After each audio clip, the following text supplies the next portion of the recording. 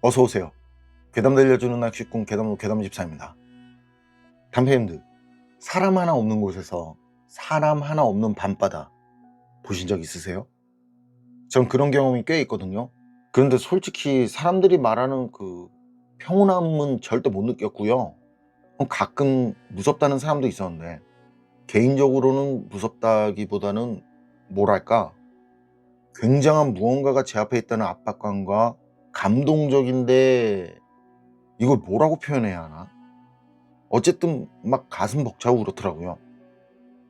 그리고 밤에 먼바다 한가운데서 위에서 아래로 바다를 보면, 그땐 뭐 그냥 시꺼먼 게 '아, 얘가 또 산으로 가려고 그러네.' 어쨌든 이 바다라는 게 참 그런 것 같아요.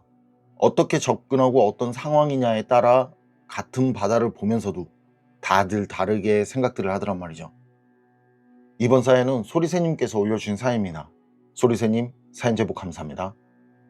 그리고 소리새님은 여성분이신데요, 제가 여자 흉내를 내면 기겁하실 분들이 많으실 거예요. 그렇죠? 그래서 성별을 남성으로 바꿔서, 그럼 자리하세요. 소리새님의 기묘한 이야기 지금 시작하겠습니다.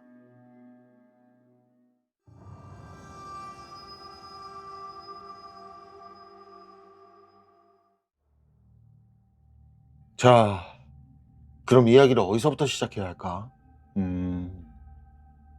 어머니 포함 저희 외가 식구들이 모두 낚시광이거든요. 진짜 어떻게 그렇게 한 명도 빠짐없이 돌아가신 외할머니까지 낚시를 좋아하셨어요. 어쨌든 그래서 아버지도 저도 세 살이 형도 모두 낚시를 좋아하는 어머니 영향으로 낚시광이 된 거예요. 근데 이게 특이하다 싶진 않아요. 낚시 좋아하는 여성분들도 엄청 많으니까. 그리고 외가에서 10분 정도 걸어가면 바로 바다가 나왔어요. 수심도 꽤 깊고 사이즈급 대물들도 제법 나와서 낚시꾼들한테 인기 많은 곳이었거든요. 그래서 외가에 가게 되면 한 번도 빠짐없이, 어릴 때는 외삼촌 따라 바다 낚시를 갔었고, 나중에 커서는 형하고 단둘이 가든지 아님 저 혼자 가서 낚시를 하다 오곤 했었거든요. 그리고 이건 거기서 낚시를 하다 경험한 실화가 되겠고, 당시 외가가 2층 건물인데 2층은 원룸처럼 방들을 여러 개 만들어서 숙박업을 했거든요. 그리고 1층엔 작게 횟집도 하고 마트도 하고, 그래서 그쪽에서 낚시하려는 낚시꾼들도 꽤 왔었단 말이죠. 낚시하기도 좋고 포인트가 꽤 유명한 곳이니까. 그리고 제가 대학 때 낚시 동아리 활동을 했거든요. 그래서 동아리에서 친하게 지내던 친구 넷하고 저까지 다섯이죠, 외가에 놀러 갔었어요. 그리고 그때 친구들하고 바다로 밤낚시를 가게 됐고요. 포인트에 도착해서 보니까 낚시하는 사람이 있어요. 그런데 좀 이상한 게, 물속에 들어가서 낚시를 하는 거예요. 그때는 바다에서도 물속에 들어가서 낚시를 하는구나 싶었죠. 쏘가리 낚시나 송어 낚시처럼, 그런 낚시처럼 물속에 들어가서 낚시를 하는 줄 안 거예요 이제. 그런데 그렇게 생각하고 낚시 준비를 하다가 떠오른 생각이요, 거기 그 사람이 낚시하는 곳, 거기 수심이 엄청 깊은 곳이라는 게 기억나는 거예요. 그래서 애들한테 저 사람 빠진 것 같다고, 수심 엄청 깊은 곳인데 저 사람 빠진 것 같다니까, 다른 친구 하나가 가만히 이렇게 보더니만 빨리 빠져나가자고 그래요. 도망치자고. 그래서 왜? 꺼내줘야지 왜 도망치냐니까, 생각을 해보라고. 바다에 빠진 사람이 저렇게 태어날 수 있겠냐고. 그 말하는 동시에 우리도 그 사람을 보고, 그리고 모두 막 비명을 지르면서 도망을 쳤어요. 어두워서 자세히는 보이지 않았지만 분명 그 사람 아주 태어났거든요. 전혀 뭐 허우적거리거나 도움을 요청하는 것도 없이. 그렇게 우린 거기서 급하게 빠져나와서 외가로 바로 갔어요. 중간에 경찰서나 119에 신고해야 하는 거 아니냐고 그런 말도 있었는데, 그게 절대 물에 빠져서 위기 상황에 빠진 사람이 아니었거든요. 그건 모두가 그렇게 생각할 정도로 엄청 태연했어요. 그렇다고 물속으로 걸어 들어가는 사람도 아니었고 말이죠. 그리고 그 얘기를 외삼촌부터 해서 외가 어른들한테 얘기를 했어요. 그런데 외삼촌이 친구한테 전화를 하더라고요. 외삼촌 친구가 경찰이었는데 전화에서는 우리가 말한 것들을 얘기하더라고요. 그리고 잠시 뒤에 외가댁으로 외삼촌 친구랑 다른 경찰 한 분이 왔고, 저희 중에서는 제가 대표로, 그리고 외삼촌에서 넷이서 그 사람을 봤던 바다로 갔었는데요. 가서 보니까 사람 흔적이 없는 거예요. 주변 어디에도 낚시 관련된 것들이 하나도 없고 바다를 봐도 사람이 없어요. 거기가 수심이 깊은 곳은 확실히 맞고요. 그리고 그때 외삼촌이랑 외삼촌 친구가 뭐라고 둘이 대화를 하고, 그리고 다시 그 경찰차를 타고 외가댁으로 왔는데요. 돌아왔더니 아이들은 다 씻고 방에서 쉬고 있더라고요. 그리고 외삼촌이 잠깐 모이라면서 먹거리 좀 가지고 와서는 먹으면서 들으라고 얘기를 해주는데, 우선 거긴 제 생각처럼 사람이 그렇게 서 있을 수 있는 곳이 아니고 그쪽은 물살이 엄청 강해서 말이죠. 낮에 올라가서 보면 그 물살이 소용돌이처럼 도는 게 보일 정도라고 그래요. 그리고 그 물살 때문에 죽은 사람들이 많다는 거죠. 예전에 작은 배 한 척이 그쪽을 지나다 변을 당한 적이 있었대요. 그쪽 근처를 지나다 거기 소용돌이에 빨려 들어가면서 이후에 행방불명 됐었다고. 그리고 거기서 한참 떨어진 곳에서 자내며 시신이 발견됐다고 말이죠. 그 뒤에도 외지에서 온 사람들인데, 그 사람들이 가져온 공배를 띄우고 거기서 배낚시를 하던 사람들이요, 그쪽 소용돌이로 빨려 들어갔다가 둘은 익사하고 하나만 간신히 나온 사고도 있었고, 그때 그 사람 말이 배 모터가 꺼지면서 빨려 들어간 건데 거기 소용돌이에 사람이 있더라는 거예요. 아니, 사람처럼 생긴 뭔가가 있더라는 거죠. 남자인지 여자인지 구분하기 힘든 얼굴인데 그게 자신들을 노려보고 있었다고. 마치 어서 오라는 듯 섬뜩한 표정을 보이면서 말이죠. 근데 예전엔 거기가 그런 곳이고 거기서 그런 사고가 나도 말이죠, 그쪽 해변에서 낚시들을 많이 한 거예요. 저나 외가 식구들부터도 그랬으니까. 물속에만 들어가지 않으면 안전하다고 생각을 했으니까. 근데 저희가 가기 몇 해 전인데 외가댁에서 숙박을 하던 낚시꾼 몇이 있었거든요. 그런데 그 사람들 중 하나가 거기서 빠져 죽을 뻔했다고 그래요. 그때 사람들이 짐 풀고 아래 식당에서 식사를 한 뒤에 밤낚시를 갔대요. 낚시를 할 거니까 술도 마시지 않은 상태였다고 그러고요. 그런데 그때 그 죽을 뻔한 사람이요, 낚시를 하다 말고 바다 쪽으로 갑자기 달리더니 그대로 망설임 하나 없이 바다로 뛰어들더래요. 그런데 일행 중에 다행히 그 해남구조 자격까지 있는 사람이 있어서, 그래서 그런 사람이 있어서 그거 보고 바로 들어가서 그 사람을 건져낸 거죠. 그리고 그때 바다로 뛰어든 사람 말이, 거기서 보면 작은 섬이 앞에 하나 보이거든요. 거기 섬에서 누가 자기를 부르더라고. 근데 이게 말이 안 되는 게, 아니 거기 섬까지 거리가 얼마인데 거기서 사람이 부른다고 거기까지 들리겠냐는 거죠. 그리고 한 번은 그때도 숙박객인데 낚시를 하러 왔던 사람들이죠. 그중 한 사람이 낚시를 하다가 거기서 또 죽을 뻔했다고. 죽을 뻔한 사람이 하는 말이, 입질이 들어와서 챔질을 했는데 그게 얼마나 큰지 묵직하기도 묵직한데 뜨질 않더래요. 암만 씨름을 해도. 어디 걸린 건 절대 아닌데 움직임은 있으니까 뜨지도 않고 끌려오지도 않더라는 거죠. 그러다가 그때 낚싯대랑 릴이 고가라 혹시나 싶어서 낚시 그 장비 망가질까봐 그냥 라인을 끊었대요. 그런데 말이죠, 그때 분명히 봤다는 거예요. 거기 소용돌이 있잖아요. 거기서 사람처럼 보이는 뭔가가 올라와서는 그 낚시꾼을 잠깐 쳐다보는가 싶더니만 다시 물속으로 들어가는 걸 말이죠. 다행히 사망사고로 이어지진 않았지만요, 거긴 그런 식으로 이상한 걸 봤다는 사람도 많고 실제 사람들이 많이 죽은 곳이라는 말씀을 하시더라고요. 그리고 대학 졸업을 하고 잠깐 쉴 때였는데, 그때가 2010 몇 년이거든요. 정확히 2010 몇 년인지 기억하는데 말하면 바로 찾을 수도 있고 또 거기서 사는 분들도 꽤 있으니까 그래서 좀 곤란할 수도 있어서요, 그냥 2010 몇 년까지라는 것만 말할게요. 그때 거기 항구가 생겼어요. 항구를 만들면서 방파제를 만들잖아요. 그렇게 방파제도 만들고 그래서 그런지 그땐 물살도 예전처럼 위험하지 않고 다니는 배들도 많고 낚시하는 사람들도 예전보다 더 많아졌더라고요. 그런데도 거기선 지금도 가끔 그 이상한 걸 봤다는 사람도 있고 가끔 낚시하던 사람들이 익사하는 사망사고도 생긴다고 하더라고요.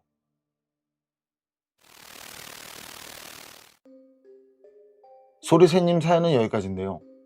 제가 바다 낚시는 잘 몰라서 그러는데 소용돌이 치는 곳인데 낚시가 가능한가요? 미끼가 소용돌이 쪽으로 빨려 들어갈 것 같은데. 어쨌든 그렇게 소용돌이가 칠 정도로 물살이 강한 곳인데 사고를 경험한 사람들은 거기에 서 있거나 떠 있거나 뭔가를 봤더라. 이건 사람은 뭐 당연히 불가능하겠고 사람뿐만이 아니라 해양생물도 불가능할 것 같은데 말이죠. 배가 그쪽으로 빨려 들어갈 정도면 말 다 했죠. 배가 침몰할 때요, 그 주변으로 소용돌이가 생기거든요. 그때 이 소용돌이에 한번 잡히면 그 주변에서 구조 중이던 배도 위험해질 정도고, 그게 그렇게나 위험한 건데 거기서 떠 있거나 서 있다? 이건 어떻게 생각해도 어우. 여러분 생각은 어떠세요? 그거 뭐였을 것 같으세요? 판단은 여러분께 맡기겠습니다.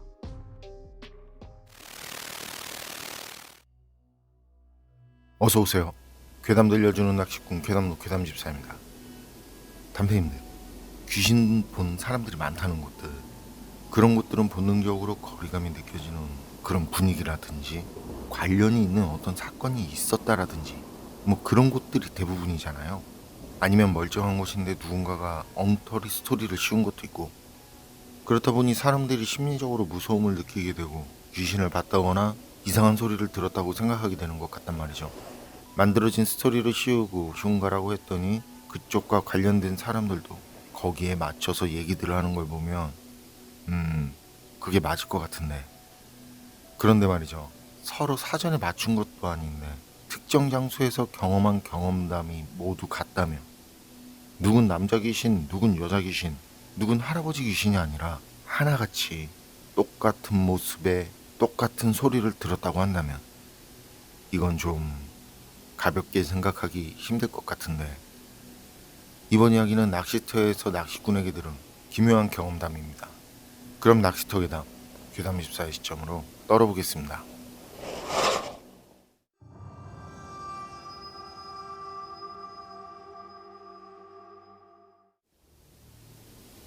제가 소름 돋는 오싹한 얘기 하나 해드릴게요. 10년 정도 됐네요. 낚시하는 지인들끼리 춘천댐의 말무덤터 자리라고 부르는 아주 좋은 그런 포인트가 있는데요. 그런데 언제부턴가 지인들은 낚시가 잘 되고 말고를 떠나서 그쪽은 가려고 하질 않았어요. 나오면 대물이고 수심이 깊어서 손맛도 좋은데 가지 않는다. 거기엔 아는 사람은 다 아는 그만한 이유가 있었더랬죠. 거기서 밤 12시만 넘으면 여자가 흐느끼면서 우는 소리를 들었다라든지, 비슷한 시간대에 물 위에서 하얀 속옷을 입은 여자가 올라왔다 내려갔다 한다든지, 비슷한 시간대에 나무 위를 하얀 뭔가가 훌쩍훌쩍 뛰어서 넘어다닌다라든지, 뭐 이런 이상한 것들을 듣고 봤다는 소문들이 돌고 있었거든요. 그리고 전 그런 소문이 돌기 전에 직접 거기서 경험을 하기도 했었고요. 이 얘긴 거기서 경험한 얘기가 되겠고요. 전부터 그랬는지는 모르겠어요. 저도 거기 낚시가 잘 된다고 소개를 받아서 간 건데, 아마 전부터 그런 일이 있었다면 그 전부터 그런 소문이 있었겠죠. 저도 제가 보고 와서는 그런 소문이 돌기 전까지는 다른 사람들한테는 말하지 않았으니까. 그런데 듣거나 봤다는 사람들은 스스로 그걸 느꼈다는 게 되는데, 제가 얘기해서 제 말을 듣고 기분에 그런 게 아니라는 거죠. 어쨌든 밤낚시를 준비해서 갔었고요. 현장에 도착하니까 새우가 엄청 많더라고요. 전 원래 생미끼 낚시를 하지 않아서 그냥 보기만 봤는데 이게 어째 이렇게 많나 싶더라니까요. 그냥 봐도 어디서 나왔는지 그냥 바글바글한데, 저도 그런 광경은 그날 처음 봤다니까요. 그런데 그렇게 새우들이 있으면 분명 그 근방에 그거 잡아먹으려고 붕어들이 있을 것 같아요. 그래서 그 새우들 많은 곳에 자리를 잡고 낚시를 시작. 밤 11시 정도 되니까 바람이 엄청 불어요. 주변 나뭇잎들을 치는 소리가 엄청 났거든요. 그러니까 그 소리가 엄청 귀에 거슬리는 거예요. 밤하늘을 보니까 달도 없고 별도 없고 구름만 잔뜩 끼었고 칠흑 같은 어둠에 을씨년스러운 분위기. 그 순간에 진짜 왜 왔나 싶더라고요. 그래도 거기까지 갔는데 그냥 가긴 그렇다 싶죠. 그런데 이게 한만 낚시에 집중을 하려고 해도 말이죠, 낚시에 집중이 안 되는 거예요. 아예 주인은 쳐다보지 않고요, 그냥 찌만 바라보는 거죠. 그런데도 계속 이상한 기분이 자꾸 들어요. 그래서 슬쩍 고개를 들어서 주변을 천천히 살펴봤어요. 그리고 그렇게 살펴봐도 주변엔 아무것도 없더라고요. 근데 이상하게 등골이 서늘해져요. 몸이 굳는 것 같은 느낌도 들고 도저히 더 이상은 못 있겠더라고요. 그래서 이거 안 되겠다, 그냥 접자하고는 부랴부랴 자리 정리하고 낚싯대랑 장비들도 챙기는 둥 마는 둥 하면서 허겁지겁 거기서 일어나는데요. 그랬더니 마치 기다렸다는 듯 허연 뭔가가 눈에 확 들어오더라고요. 와, 이거 진짜 미치겠어요. 가끔 농업용이라든지 김장비닐 같은 게 있어서 그거 보고 놀랄 때도 몇 번 있었거든요. 그런데 그건 그런 비닐 따위가 아니더라는 거죠. 그리고 그렇게 뭔가 허연 게 보였다 싶었거든요. 근데 순간 제 얼굴 앞에 바짝 붙을 정도로 가까이 와 있어요. 바짝 붙어서 그거 눈만 보이는데 눈동자가 없어요. 그냥 눈 전체가 하얗더라고요. 그리고 그게 확실하게 저한테 말까지 걸었다니까요. 느낌은 마치 옛날에 그 라디오 들을 때 주파수 맞지 않으면 치직거리잖아요. 그렇게 노이즈가 섞인 듯한 목소리로 벌써 가게? 더 놀다가 이러더라고요. 그땐 저도 모르게 비명이 나오고 사람 살려 이런 말도 나오고 진짜 소리 엄청 질러댔어요. 주변에 다른 사람이 있었으면 하면서. 그리고 그때 차까지 거리가 좀 있는데 그렇게 으악으악거리고 뭐 소리 지르면서요. 진짜 폐가 터질 정도로 미친 듯이 달렸더랬죠. 그렇게 달리는데도 뒤에서 괴상한 웃음소리가 들려오는데 이게 거리가 멀어지지 않아요. 바로 뒤에서 바짝 붙어서 따라오면서 웃는 듯한 소리. 느낌은 그 라디오 잡음 섞인 듯한 목소리고요. 어쨌든 미친 듯이 그렇게 달려서 차까지 갔고요. 차 문 열고 짐 던지듯이 던지고 거기서 나왔거든요. 한참을 달렸어요. 그리고 가게가 보여서 가게 앞에 세우고 거의 1년 정도 참았던 담배를 사서 담배 한 대 태우면서 천천히 차를 둘러봤거든요. 차가 진짜 개판이 됐더라고요. 누가 보면 어디 전쟁 나갔다 온 줄 알겠어요. 진짜 이 위에서 이쁘니 이쁘니 하면서 계속 나오는데 근데 그때요. 뭐가 눈에 들어와요. 앞바퀴 쪽에 뭐가 달라붙어 있더라고요. 어떻게 그게 거기에 달라붙었는지는 모르지만 저 보란 듯이 떡하니 휠 안쪽에서 바깥쪽으로 엉킨 듯이 그렇게 붙어 있었거든요. 전 그게 뭔가 하고 조심히 만져봤더랬죠. 머리카락 뭉치. 이게 엄청 긴 머리카락 뭉치더라고요. 진짜 욕도 나오고 눈물도 나오고 미치겠어요. 왜 나한테 이런 일이 생기나 싶고 자동차 망가진 거면 장비 망가진 것도 한숨만 나오고 그런데 그땐 그게 설마 귀신 뭐 그런 거라는 생각은 안 들더라고요. 그때 그걸 보기 방금 전까지 그런 경험을 했잖아요. 허연 뭔가가 보이고 목소리가 들린 건지 뭐 느껴진 건지 어쨌든 주파수 맞지 않는 라디오 같은 느낌으로 목소리가 들렸고 뒤에서 막 미친 듯이 웃는 소리도 들렸었고 그런데 이상하게 그게 귀신? 뭐 그런 거 같다는 생각이 들지 않더라고요. 왜 그런지는 저도 모르죠. 그게 희한하대요. 제가 잠이 부족했거나 해서 착시고 착각을 했나 보다 이런 생각이 들더라고요. 그리고 머리카락도 그때 나오다가 어디서 붙었나 보다 이런 식으로. 그런데 좀 지나서 생각해 보니까요. 그게 너무 무섭다 보니까 제 자신이 저도 모르게 그걸 부정하려고 했었던 것 같아요. 그리고 다른 사람들한테도 그 말을 못 하겠어요. 제가 말무덤터에서 경험했던 그거. 그런데 나중에 낚시하면서 알게 된 사람들 중 몇몇이 그 말무덤터에서 이상한 경험을 했다고 그러더라는 거죠. 그런데 경험을 했다는 사람들이 하는 말들이 나무와 나무 사이로 하얀 뭔가가 건너다닌다라든지 어떤 여자가 한 맺힌 듯 울거나 웃고 있었다라든지 낚시를 마치고 나오는데 뒤에서 따라오는 소리가 들려서 보면 거긴 아무도 없었다라든지 제가 그날 경험한 그것과 매우 비슷한 그런 경험들이었어요. 낚시꾼 애기들은 낚시터 괴담은 여기까지네요. 지금은 문제가 있어서 재편집 후 다시 올리려고 내렸는데 성악의 성님이 직접 들려준 알무덤터 귀신 그때도 그 장소와 관련된 사연이 있었죠. 근데 거기 저랑 친분이 있는 조사님들도 저보고는 가지 말라고 그러대요. 물론 전에 사연을 들려준 성악의 성님도 그렇고 이런 것들을 보면 그냥 웃고 넘어가기엔 좀 그렇단 말이죠. 한 명도 두 명도 아닌 여러 사람들이 기분 나쁜 경험들을 했었고 위험할 수도 있는 곳이니 가지 말라고 말한다면 안 가는 게 맞겠죠.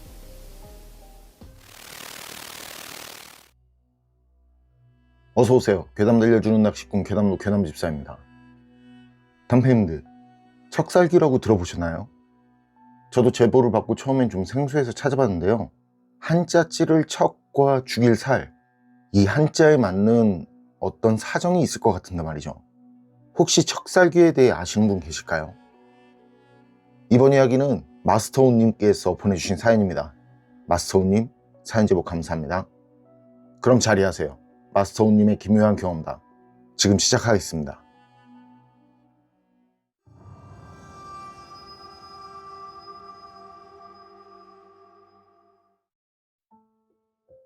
수년 전 봄에 겪었던 미스터리한 일을 얘기해 보려고 합니다. 저는 저 포함 셋이서 소류지 마스터라는 팀을 만들어서 수년간 소류지 탐사를 해왔습니다. 수많은 소류지들을 탐사하고 낚시를 하면서 그 지역 저수지들에 대한 데이터를 수집한 거죠. 경기도, 충북, 충남, 전북. 물고기 잘 나온다고 소문나고 좋은 곳들만 다닌 게 아니라 그땐 인적이 드물건 물고기가 안 나오고 귀신이 나오건 진짜 이것저것 안 가리고 다녔습니다. 소류지라는 게 한 해 한 해 다르고 물이 마를 수도 있고 수초 여건이 매년 바뀌기 때문에 참 어려운 낚시 포인트입니다만, 그래도 그만큼 많은 경험과 데이터를 얻을 수 있었기에 그 시간들이 헛되다고는 생각하지 않고 있습니다. 때는 수년 전 봄 3월 초순경인 걸로 생각됩니다. 충남 보령의 한 저수지에서 토요일에 낚시를 계획한 저희는 들뜬 마음으로 약속 시간에 맞춰 저수지에 모이기로 했습니다. 충남 보령까지 내려가는 길이 너무 설레고 좋았습니다. 그렇게 도착한 저수지, 그러나 사람이 너무 많고 산란천 특수를 보려고 여기저기 만석입니다. 자리를 도저히 잡을 수가 없습니다. 확실히 붕어를 볼 수 있는 저수지이기 때문에 사람들이 많이 몰려 있습니다. 할 수 없이 저희 3명은 주변의 소류지를 탐사하기 시작했습니다. 여기저기 돌아다니다가 그때 문득 그 근처에 예전부터 탐사를 해보고 싶었던 소류지가 떠올라서 그 소류지를 목적으로 정하고 이동. 3월의 날씨는 춥습니다. 해도 빨리 떨어지죠. 오후 3시, 4시가 넘어가자 점점 해는 서산으로 기울기 시작합니다. 어두워지기 전에 자리를 잡아야 한다는 생각에 마음이 조급해집니다. 그렇게 도착한 예전부터 탐사해보고 싶었던 소류지. 처음 눈에 들어온 모습은 낚시를 위해 불법으로 만든 불법자대와 제 방 쪽에서 텐트를 치고 낚시를 하는 낚시꾼의 모습이 보입니다. 주변을 둘러보니 여기다 싶은 자리가 보여 주차하고 우린 바로 서둘러서 낚시짐을 옮기기 시작합니다. 붕어 낚시 하시는 분들은 아시겠지만 낚시짐도 많고 그 무게도 여간 무거운 게 아닙니다. 그땐 차에서 100m 정도 움직여서 짐을 옮겨야 하는 데다 하루 종일 저수지 찾아다닌다고 돌아다닌 터라 피곤함까지 겹쳐서 더욱더 힘이 듭니다. 저와 함께한 대박이와 떡바방, 저수지 중류 쪽 불법 자대 앞으로 대박이가 자리를 잡고 하류 쪽 곧부리 구간에 떡바방이, 그리고 전 제 방 라인 끝쪽에 자리를 잡았습니다. 그리고 먼저 온 낚시꾼은 제 방 중간쯤에서 낚시를 하고 있습니다. 우린 다행히 어둠이 내리기 전에 전부 자리 세팅을 마쳤고 모여서 저녁을 먹고 각자 자리로 돌아가서 야간 낚시를 위한 케미라이트를 밝힙니다.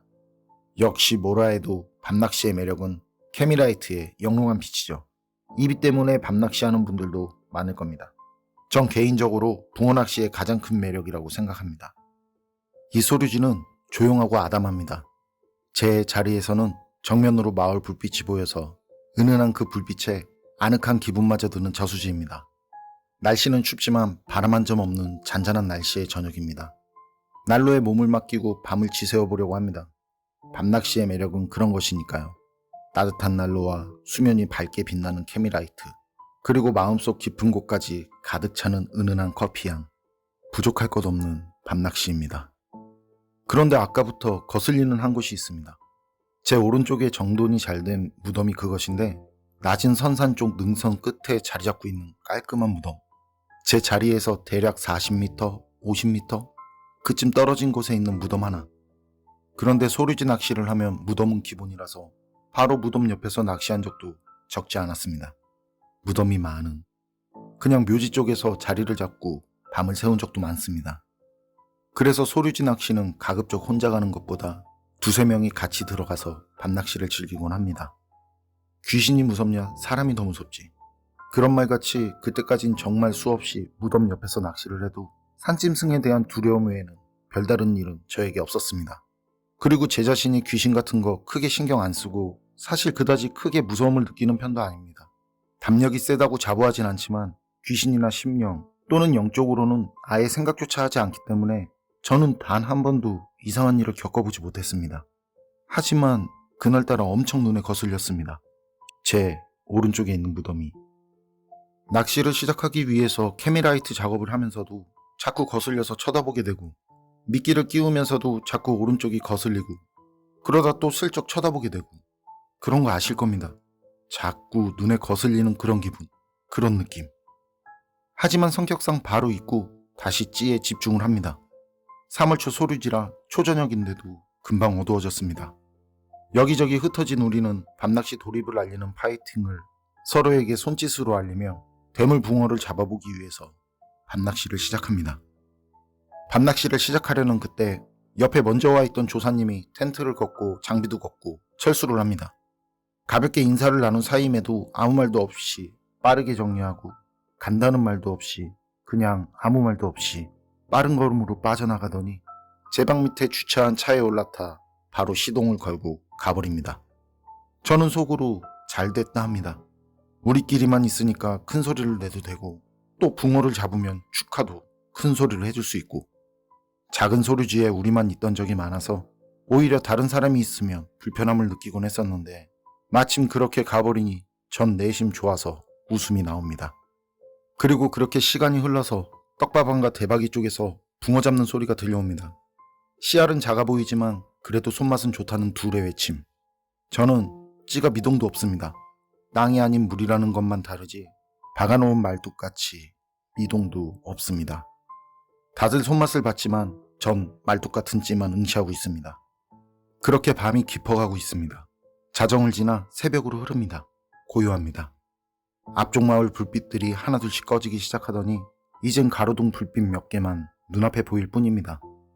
대박이와 떡밥왕도 입질이 끊겼는지 자리에서 미동도 없습니다. 떡밥왕은 원래 평소에도 자리에서 TV를 보면서 적어도 1시간에 한 번씩은 우리에게 말을 거는데 이상하게 아무 말도 없이 조용합니다. 대박이도 마찬가지입니다. 조용합니다. 전 발밑에 틀어놓은 난로 덕분에 아래부터 전해지는 따뜻함을 느끼며 조용히 찌를 주시하고 있습니다. 온 세상에 겨울 끝자락 동장군의 찐득하고 추운 어둠이 내려앉은 밤, 그 적막함과 조용함, 밑에서 올라오는 난로의 온기, 참을 수 없는 졸음에 저도 모르게 눈을 감았다 뜨기를 수차례. 입질이라도 들어오면 졸립지도 않을 텐데 제 자리는 글렀나 보다 하면서 이럴 바엔 잠이라도 자야겠다 싶어 살짝 눈을 감습니다. 부스럭부스럭 귓가에 무언가 풀숲을 헤치는 소리가 들립니다. 졸리고 비몽사몽이고 산짐승인가? 쥐가 부스럭거리는 소리겠지. 전 그렇게 생각하고 신경도 안 쓰고 다시 실눈을 떴다가 감습니다. 그리곤 따뜻한 난로에 몸을 의지하며 다시 잠을 청합니다. 그러다 문득 생각이 떠오릅니다. 혹시 입질이 왔었던 거 아니야? 엉켜있으면 어떡하지? 전 그런 생각에 추위에 눌린 눈을 뜨고 낚싯대를 걷었는데 찌를 보니 그대로입니다. 언제 달이 떠올랐는지 달이 참 밝습니다. 너무 밝아서 랜턴을 켜지 않아도 될 정도로 밝습니다. 그런데 유난히 밝은 곳이 한 곳 있습니다. 그곳은 바로 낮에 보았던 그 무덤입니다. 순간 별의별 생각이 다 듭니다. 이때까지 봐온 공포영화 생각이 다 들고 저러다가 무덤에서 뭐 튀어나오는 거 아닌가 하는, 또는 뭔가 하얗다거나 하는 게 보이는 건 아닌가 하는. 그런데 그냥 거긴 그렇게 달빛만 환하게 비출 뿐 시간이 흘러도 아무것도 없습니다. 전 괜한 생각했다라는 생각을 하며 낚시는 글렀고 동틀 때까지 잠이나 자야겠다는 생각에 다시 눈을 감습니다. 그런데 또 부스럭부스럭 들려오는 소리. 전 눈을 감은 채로 생각을 합니다. 뭘까? 도대체 뭘까? 고란인가? 뭐지? 진짜 뭔진 몰라도 더럽게 왔다 갔다 거리네. 뭔가 있다는 걸 알긴 아는데, 뭔가 있기는 확실히 있다는 건 알겠는데 눈을 뜨지 못하겠습니다. 그냥 눈 딱 감고 신경 끄고 자기 최면을 걸듯이 잠을 청합니다. 그러나 오히려 정신이 맑아지면서 뒷머리가 쭈뼛 섭니다. 진짜 이건 뭔가 이상합니다. 뭔가 잘못됐습니다. 몇 초가 지났습니다. 제 귓가 쪽으로 무언가 다가오고 있습니다. 분명하게 느껴지는 냄새도 납니다. 탄 냄새 비슷한데 정확히는 모르겠습니다. 이건 결코 먼 거리에서 뭔가를 태우는 게 아닌 코를 찌르고 머리가 어지러울 정도로 가까운 거리에서 나는 냄새입니다. 축사의 소똥 냄새도 납니다. 축사 냄새와 함께 타는 냄새가 코를 찌릅니다. 그리고 정확히 귀에 대고 콧바람 같은 바람을 내뿜습니다. 그것은 제 바로 옆에 와 있습니다. 이런 일은 처음 당해보는 거라 온몸이 경직되고 마비된 듯 움직일 수가 없습니다. 눈은 움직일 수 있을 것 같았지만 눈을 뜰 용기가 나지 않습니다. 그건 다시 한번 제 오른쪽 귀에 대고 한숨을 쉽니다. 미치겠습니다. 정말 이게 가위인가? 아니, 가위는 아닌데. 살면서 가위에 눌려본 적이 없는 저는 가위의 느낌도 모릅니다. 이런 게 가위인가? 그러기에는 너무 생생한데 냄새도 나고, 그리고 이게 여자인지 남자인지 아니면 다른 무엇인지 귀에 대고 한숨만 쉬니 더 두려움이 앞섭니다. 잠시 소강 상태를 보입니다. 그 소강 상태는 제 느낌의 3초 정도. 정말 큰맘 먹고 눈을 뜨려고 눈에 힘을 줍니다. 바로 그 순간 제 귀에 대고 말을 합니다. 척살귀. 여자의 목소리입니다. 이 세상에서 제일 또렷한 발음과 말투로 그녀가 말합니다. 척살귀. 눈에서 눈물이 나옵니다. 아, 이게 무서움이구나. 너무 크게 말해서 귀가 아픕니다. 지금 제가 유일하게 움직일 수 있는 건 추위에 서로 잡고 있던 제 두 손뿐입니다. 그 두 손을 꽉 움켜쥐고 세상에서 들어본 신이란 신을 다 외쳐봅니다. 그때 그녀가 제 귓가에 대고 말합니다. 너 안 가? 오른쪽에서 왼쪽으로 그 무언가가 움직이는 소리가 뒤쪽에서 납니다. 3월의 영하 새벽 날씨에 이마로 땀이 비오듯이 흐릅니다. 아까부터 나던 축사 소똥 냄새와 타는 냄새가 더욱 짙어져 코를 찌릅니다. 거짓말 같죠? 지어낸 거라면 지어낸 것 같죠? 제가 꿈을 꾸고 있는 걸까요? 아니면 제가 환각을 경험하고 있는 걸까요? 저는 어려서부터 기가 세고 강인해서 한 번도 가위에 눌려본 적이 없습니다. 그리고 그런 일이 있다면 과감히 눈을 떠보겠다고 생각했던 사람입니다. 그런데 지금은 그게 안 됩니다. 몸이 얼어서 미리 잡고 있던 손을 움켜쥐는 것 외엔 움직일 수가 없습니다. 그리고 이마로 흐르던 땀은 콧잔등을 타고 윗 입술로까지 떨어집니다. 3월 새벽 영하의 날씨입니다. 그때 생각했습니다. 이대로 있으면 분명히 더 농락당할 거야. 난 죽을지도 몰라. 난 아직 죽을 수 없어. 그래, 한번 붙어보자. 이런 생각으로 정말 두려움에 실눈같이 눈을 떠서 정면만 바라봅니다.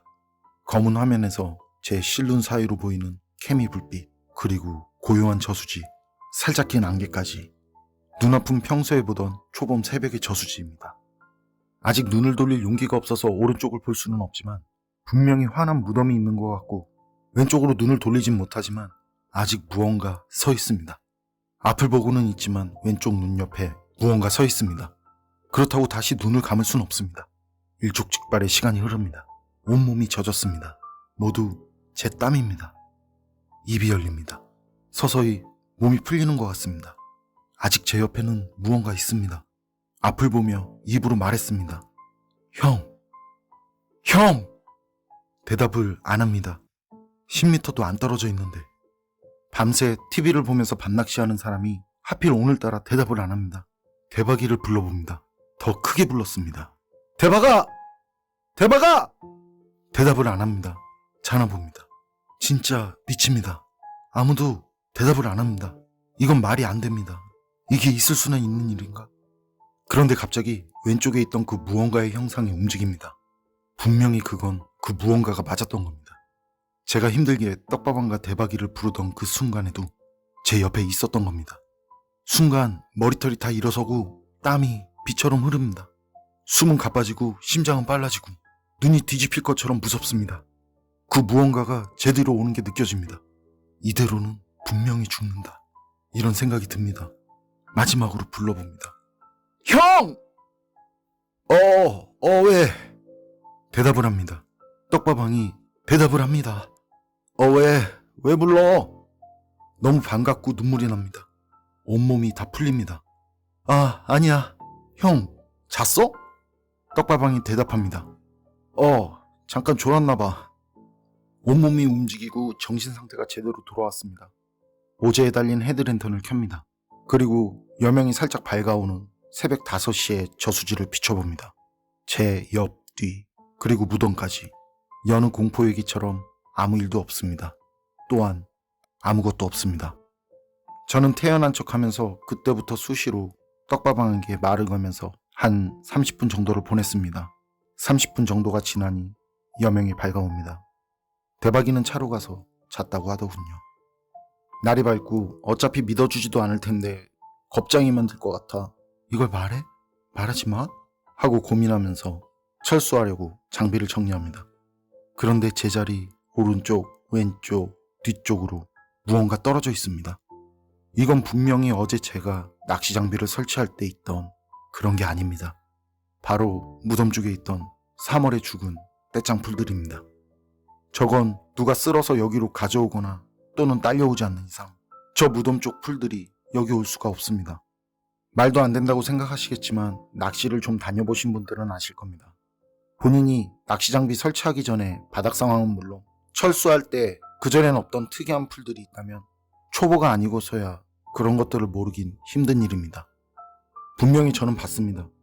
무덤 쪽에 떼짱 죽은 풀들이 여기저기 널려져 있는 모습을요. 낚시 장비를 철수하면서도 머리가 쭈뼛 섭니다. 다시는 여기 오지 말아야겠다는 생각만 있습니다. 여느 때와 마찬가지로 소류지 마스터팀은 철수하면서 기념사진도 찍고 어제 잡은 붕어 조가 얘기를 하며 마무리 지었지만 저는 새벽에 제가 겪었던 미스터리한 일을 자세히 말하진 않았습니다.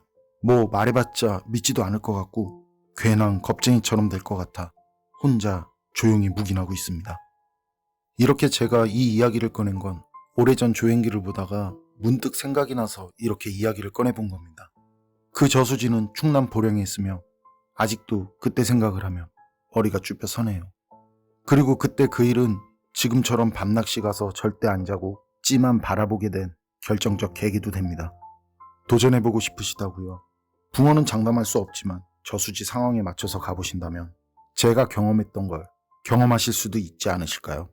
전 추천드리지 않습니다.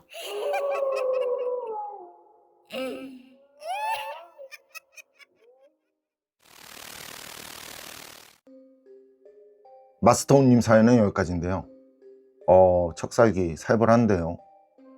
그건 그렇고 가위에 눌렸다면 그냥 그게 다라면 50m 정도 떨어진 곳에 있는 풀이 낚시하는 의자 주변에 사이좋게 모여서 거기에 쌓여있는 건 어떻게 설명해야 할까요?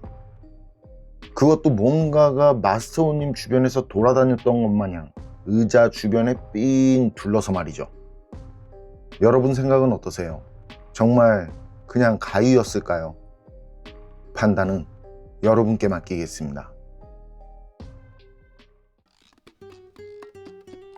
괴담록 오늘 이야기는 여기까지입니다. 그럼 전 다음에 또 다른 사연으로 찾아뵙겠습니다. 늘 건강하시고 평온하세요. 함께 해주셔서 고맙습니다.